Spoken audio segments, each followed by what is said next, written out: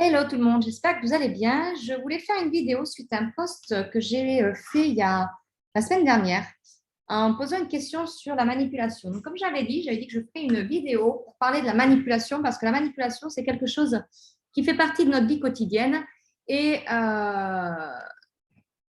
et qui, dans beaucoup des cas, fait que des personnes le vivent bien ou le vivent mal.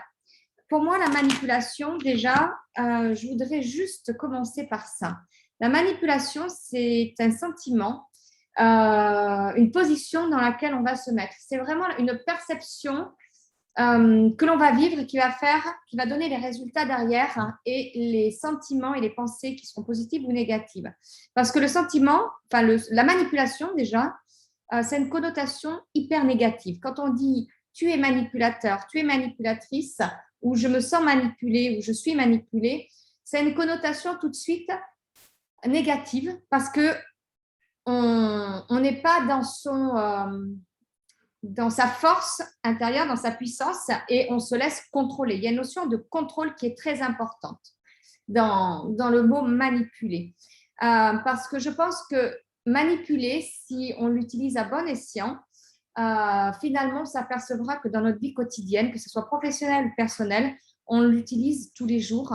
La chose, c'est le résultat que tu veux obtenir avec cette action-là qui fera toute la différence et qui donnera tout son sens à son mot manipulation. Parce qu'en fait, manipulation, il y a deux vecteurs. Il y a celui qui donne le message et celui qui le reçoit. Donc, bizarrement, quand on commence comme ça, dans les lois universelles, il y a le donner et le recevoir. Tu donnes et tu reçois. Et tu reçois parce que tu donnes. Et je vais vous faire une relation de la notion de manipulation avec le triangle de Bergman, qui positionne les gens en sauveurs, persécuteurs ou sauveurs ou victimes. Et celui qui va donner le message, par exemple, tu es une manipulatrice, celui qui va donner ce message, c'est une personne qui, de manière générale, quand moi je travaille avec ces personnes-là qui disent à quelqu'un tu es une manipulatrice, c'est quelqu'un qui se met en mode victime, sans aucun doute. Moi là-dessus, je n'ai pas de doute. Pourquoi? Parce que c'est une personne qui se laisse et qui se sent être prise pour un objet ou être utilisée par une tierce personne. Parce que la manière de dire tu es une manipulatrice, après on va regarder le ton de la voix, la posture, le contexte, l'environnement, mais souvent, c'est une personne qui elle-même se laisse manipuler, donc c'est une personne qui ne se sent pas forcément forte intérieurement, pas suffisamment en confiance par rapport à qui elle est réellement, puisque elle laisse le monde extérieur rentrer dans son monde intérieur. Et on sait très bien qu'on ne peut pas agir sur les personnes extérieures. Donc, il y a deux solutions. Soit on se pose la question de savoir pourquoi est-ce que je me sens manipulée, savoir à quoi ça nous renvoie forcément, parce qu'il y a un effet miroir quelque part, parce que c'est qu'une perception, en fait, que l'on renvoie. Si on pense que l'autre personne en face est en train de la manipuler, qu'est-ce que ça renvoie chez elle, en fait? Et ça se passe dans la vie tous les jours, que ce soit professionnel et personnel. Ça se passe souvent quand il y a des disputes entre les parents avec un enfant. L'enfant souvent est pris malheureusement, alors pas chez tout le monde, mais dans beaucoup de cas, est pris toujours à partie par l'un ou l'autre parent. Et l'enfant se trouve être au milieu de ce triangle de la manipulation, parce qu'on va l'empêcher de voir son père, on va l'empêcher de voir sa mère, on va l'empêcher de faire des choses, et il y a une forme de manipulation. Encore une fois, même dans ce cadre-là, c'est vraiment l'objectif et la perception que l'on donne à ça. Mais ça se passe aussi, par exemple, dans le monde de l'entreprise. Un vendeur qui n'arrive pas à aller au bout de sa vente parce que le client prend le dessus sur la vente en général, qu'est-ce qui se passe en fait? Inconsciemment, le vendeur s'est aussi laissé manipuler par le client qui a utilisé, pris l'environnement pour arriver à un résultat qu'il a envie en fait. La chose, c'est est-ce que ce résultat-là est bon ou pas bon? Donc, La question, c'est la manipulation qui a une connotation négative, est-ce qu'elle peut être bonne ou pas bonne? En fait, c'est ça la vraie question sur la manipulation, je pense qu'il faut se poser. Et à partir de là, où on se pose les bonnes questions dès le départ, eh bien, je pense que tout le contexte intérieur va changer. Ensuite, il y a l'autre position qui est le recevoir, où on te dit, tu es une manipulatrice, tu es un manipulateur. Donc là, la personne qui reçoit le message, pareil, ça doit faire écho, ça fait un effet miroir, et on va se poser la question, ok, en quoi est-ce que je manipule cette personne ou une autre personne? Est-ce que je suis dans un rôle réellement de manipulatrice? Et surtout, quels sont mes objectifs à la fin? C'est-à-dire, quel est l'objectif de manipuler une personne? Est-ce que c'est pour faire du bien? Est-ce que c'est pour faire du mal? En général, si c'est pour faire du mal, effectivement, ce n'est pas une bonne personne. Mais en général, une personne qui accuse une autre personne, c'est vraiment un vecteur de communication où chacune a un rôle. Celle qui se met, à qui on donne ce message, tu es une manipulatrice ou tu es un manipulateur, ben, on la met dans un rôle de persécuteur en fait. Et celui qui reçoit ce message, est-ce qu'il se sent vraiment en train de persécuter d'autres personnes? Est-ce qu'il est vraiment dans ce rôle-là? Ou est-ce qu'il lui-même se sent victime et que ça lui a fait écho parce qu'il lui-même se sent persécuté? Ou est-ce qu'il se sent sauveur parce qu'il a envie d'être dans le fait d'aller de l'avant et d'aller sauver toutes les personnes qui se sentent manipulées parce qu'il est dans une blessure?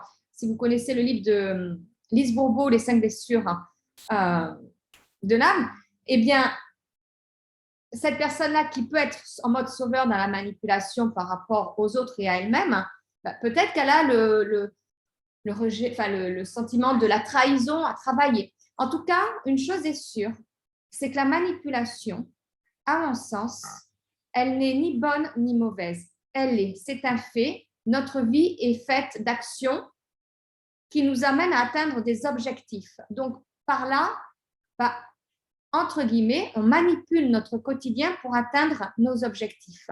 Je pense que là où il faut vraiment être attentionné, c'est sur l'intention que l'on a à l'objectif. Est-ce que c'est pour atteindre un résultat qui nous fait du bien à nous et qui ne fait pas de mal à l'extérieur, ou est-ce que c'est un résultat qui nous fait du bien à nous parce qu'on veut faire du mal à l'extérieur? Si on veut faire du mal à l'extérieur, c'est qu'on a des blessures beaucoup plus profondes à faire. Et ces blessures, quand on en a de beaucoup plus profondes, bah, il faut aller chercher qu'est-ce que l'on veut aller nourrir comme blessure. Mais la personne qui reçoit ça, qui accuse, elle a aussi une blessure.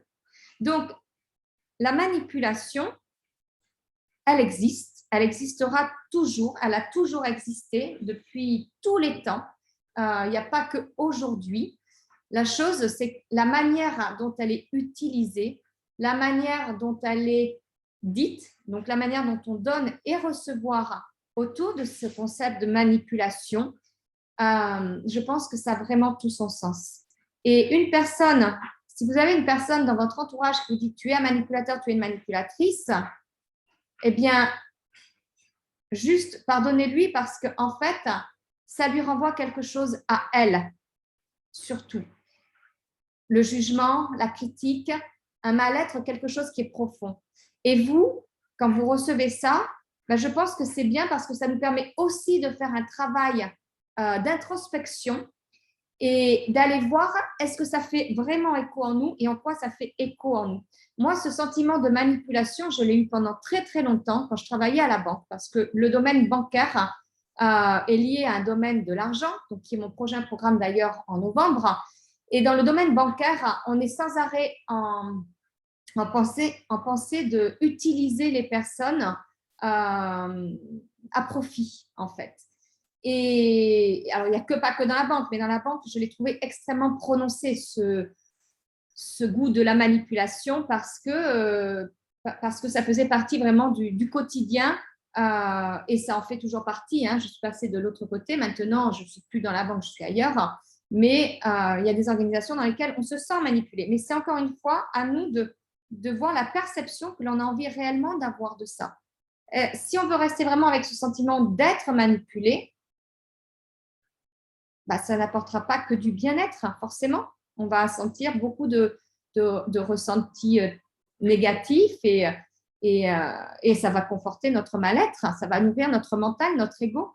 Tandis que si on veut changer la perception et d'aller faire ce travail intérieur de mindset et pour que on dégomme la manipulation et qu'on la transforme en quelque chose qui nous sert, bien, je veux dire, c'est top parce que en fait, l'intention est bonne derrière. Et il faut que les intentions soient bonnes.